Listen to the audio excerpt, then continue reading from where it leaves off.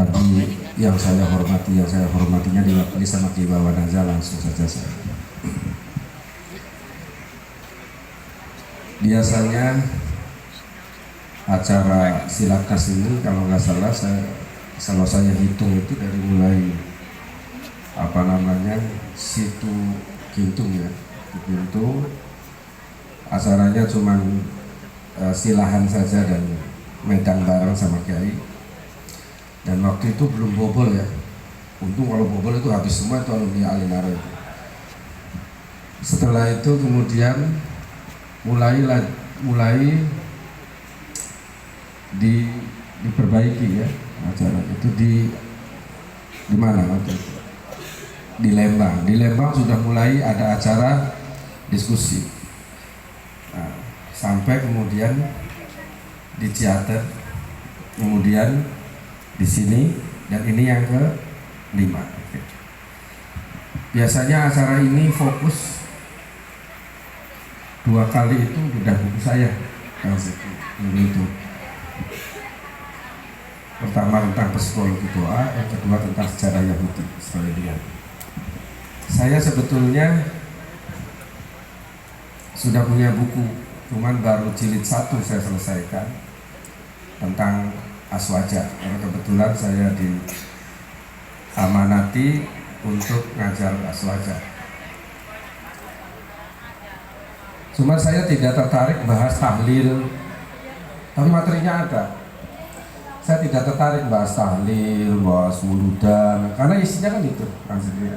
Tapi saya tidak tertarik. Karena apa? Karena menurut saya itu sudah tidak perlu dibahas.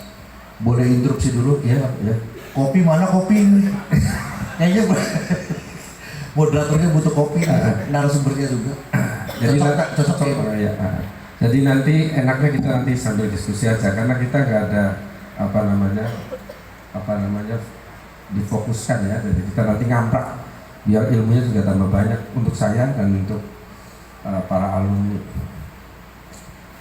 Saya tidak tertarik bahas itu. Saya lebih tertarik membahas tentang kenapa, pertanyaannya gini.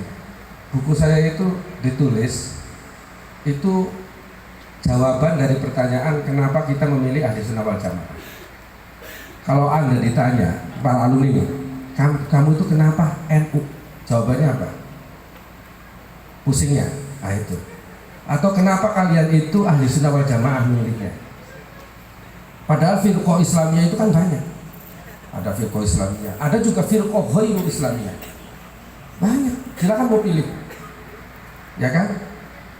Nah, soal kemudian masuk surga atau tidak masuk surga, itu kan bukan urusan kita. Nah, tapi kita harus punya alasan. Nah, itu saya yang tertarik di situ. Jadi saya itu lebih tertarik menerangkan itu alasan kenapa kita itu memilih Ahli Sunnah wal Jamaah. Mau tidak mau, kalau misalkan kita ini memilih Ahli Sunnah wal Jamaah, jawaban itu, maka kita harus menarik sejarah. Dan itu penting. Itu penting. Apalagi untuk ustadz-ustadz, kiai-kiai, terutama mahasiswa. Jangan sampai kemudian dia ini Ahli Sunnah wal Jamaah, tapi kemudian ngebom. Ini kan gak lucu gitu loh. Ini Ahli Sunnah wal Jamaahnya dari mana itu? Justru Ahli Sunnah wal Jamaah itu lahirnya itu dari proses konflik, dan aslinya dalam sejarah itu adalah konflik politik. Awalnya itu konflik politik yang kemudian berubah menjadi konflik ideologis. Ketika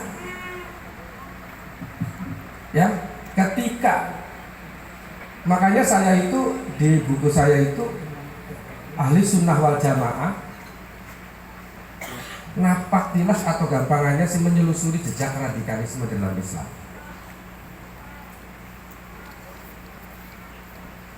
Jadi sebetulnya di Arab itu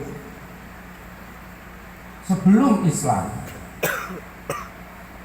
itu sudah ada konflik, karena mereka memang aslinya berbeda. Nah, kemudian dipersatukan sama kanjeng Nabi. Bukan berarti konflik itu tidak ada. Ya, seperti ta'assub qabaliyah. Itu sebelum kanjeng Nabi sudah ada.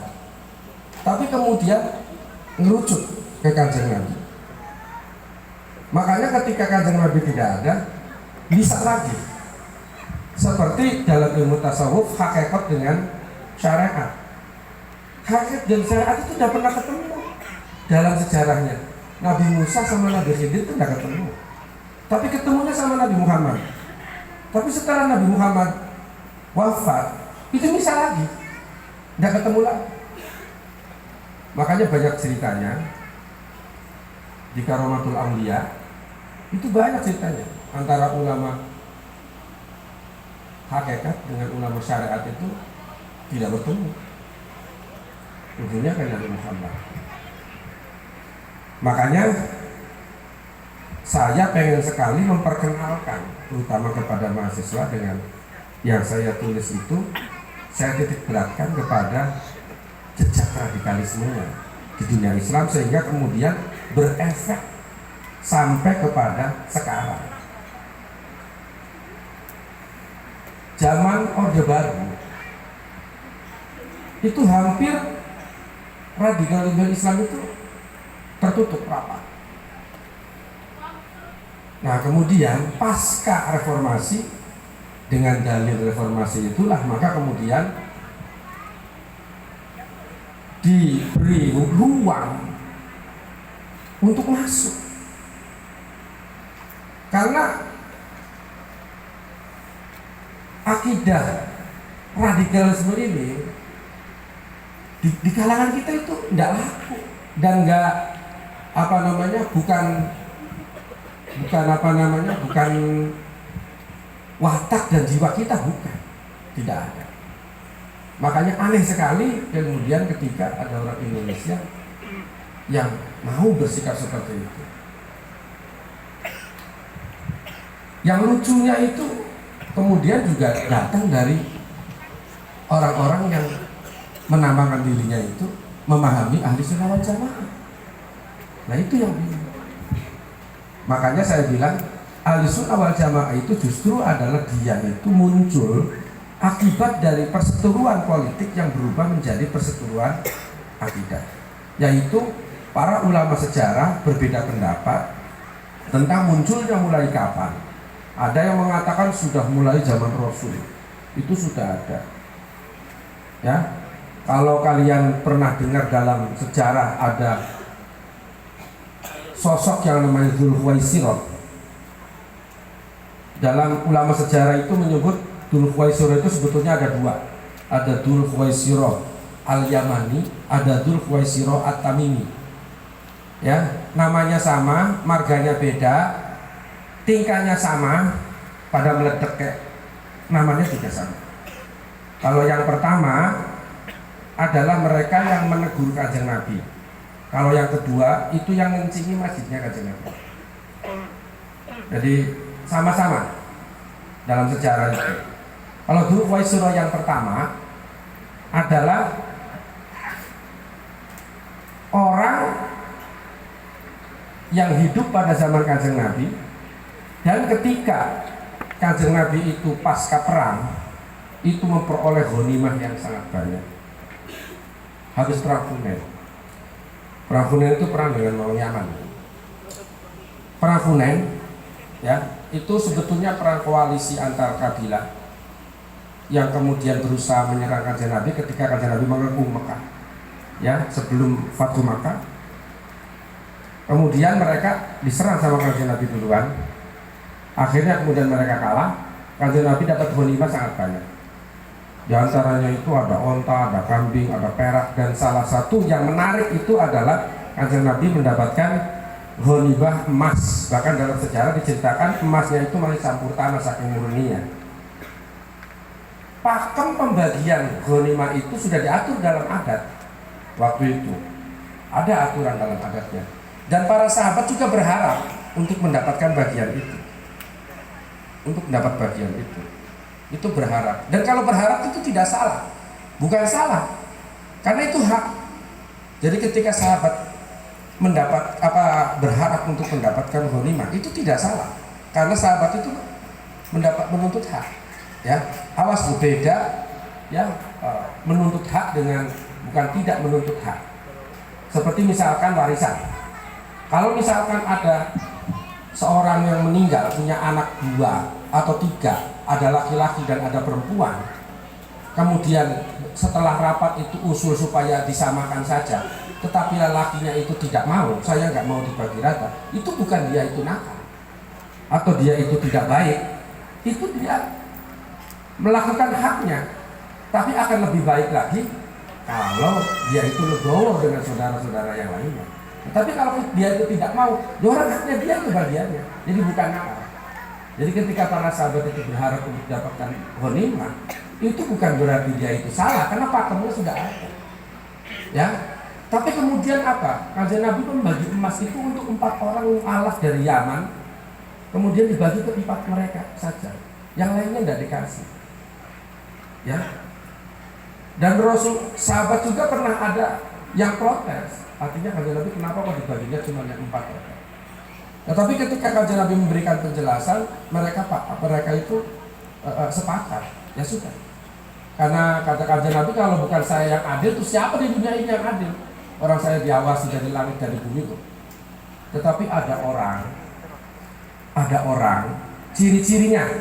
Silakan saudara buka di Sahih Bukhari, di Sahih Muslim juga ada riwayat itu. Ya, itu riwayat dari Sa'id Al-Khudri. Itu jelas, riwayatnya sahih, silakan buka. Itu ada orang, ciri-cirinya keningnya hitam. Ya, keningnya hitam. Ada yang keningnya hitam, barangkali itu salah satu ciri-ciri. Ya, matanya celong karena nggak pernah tidur. Keningnya hitam karena mungkin sholat mulu. Tapi sebetulnya saudara-saudara, keningnya hitam ini kalau di Mesir itu lucu sebetulnya. Kalau di Mesir itu kan negaranya tidak kaya. Kalau di Saudi itu negaranya kaya. Jadi kalau masjid itu karpetnya itu empuk. Ya, makanya orang Saudi jarang yang keningnya itu hitam. Kalau di Mesir itu banyak orang yang keningnya hitam, karena batuknya itu ditaruhnya di karpet yang kasar.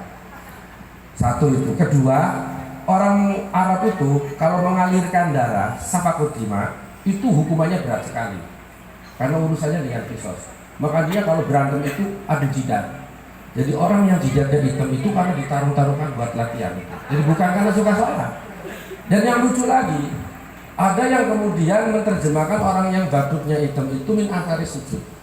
Dalilnya itu loh maksudnya. Padahal sebetulnya min athari sujud itu kan nanti di akhirat, bukan di dunia. Nah, dunia sih tandanya harus beli tekar gitu. Yang nanti bakal kelihatan athari sujud itu di akhirat nanti akan kelihatan, itu bukan di dunia, jangan salah. Ya. Nah, batuknya ireng, matanya cekung, jenggotnya ngerawil.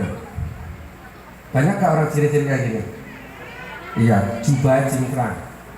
Banyak gak? Dia itu marah ke kanjeng Nabi, mendekat ke kanjeng Nabi. Ngomongnya apa? Ikdil ya Muhammad. Muhammad, sing adil lah yang bagiku. Masya Allah, kanjeng Nabi diomongin kayak gitu. Kanjeng Nabi berjira. Orang ya si kafir tingkatannya itu. Kanjeng Nabi dia diomongin kok adil, jaira. Ya, nah, setelah kemudian orang ini pergi, setelah ngomong begitu dia tuh loyong pergi, saking tidak cocoknya mungkin. Di situ ada 2 orang yang wataknya keras, 1 Khalid bin Walid, 2 sahabat Umar. Ada riwayat yang mengatakan yang mendekat ke kanjeng Nabi itu adalah Umar, tapi Ibnu Hisham mengatakan yang mendekati itu adalah Khalid bin Walid. Tetapi tujuannya sama. Datang ke Rasulullah, ya Rasul, izinkan saya untuk membanjel nanti mendasar dosa kaya, harus peragat. Sebetulnya Khalid bin Walid atau sahabat Umar ini tidak salah-salah juga, karena dia pengen udahlah dari akarnya saja kita ambil, kita bunuh. Tapi kan efeknya, apa kata dunia kalau sahabat kanjeng Nabi dibunuh oleh nabinya sendiri? Tidak lucu. Menurut kalian, kanjeng Nabi itu pernah membunuh nggak? Anda suka perang nggak? Dalam istilah sejarah kan Ghazah. Ghazah itu kan berarti perang yang diikuti oleh kanjeng Nabi. Kanjeng Nabi itu ikut perang. Loh saya nanya kok antuk-antuk kamu itu? Ikut perang nggak? Kanjeng Nabi-nya membunuh nggak? Ya jawab sendiri. Nah itu kata Kanjeng Nabi, apa kata dunia kalau ya kalau sekarang itu bahasa sekarang ya, apa kata dunia kalau Nabi kemudian membunuh sahabat? Tetapi kemudian Kanjeng Nabi itu apa ya, mengucapkan suara lirih, pelan, ya, suara pelan. Kanjeng Nabinya bilang apa? Kalau saya ketemu dengan dia suatu saat, ini kalau bahasa kita ya, silakan buka aja lah itunya, riwayatnya. Karena riwayatnya panjang sekali, kalau suruh ngapalin saya nggak sanggup. Bahasa kitanya gini, kalau saya suatu saat ketemu dengan dia akan saya perangi. Karena dari orang-orang inilah akan muncul, kalau bahasa sekarang itu benih-benih radikalisme, orang yang berlebih-lebihan terhadap agama. Ini hadis paling dibenci sama siapa? Bukan sama kita, sama orang-orang yang tersinggung dengan hadis ini. Padahal ini hadis itu ada, ya. Nah, artinya benih-benih kayak gitu itu sudah ada muncul.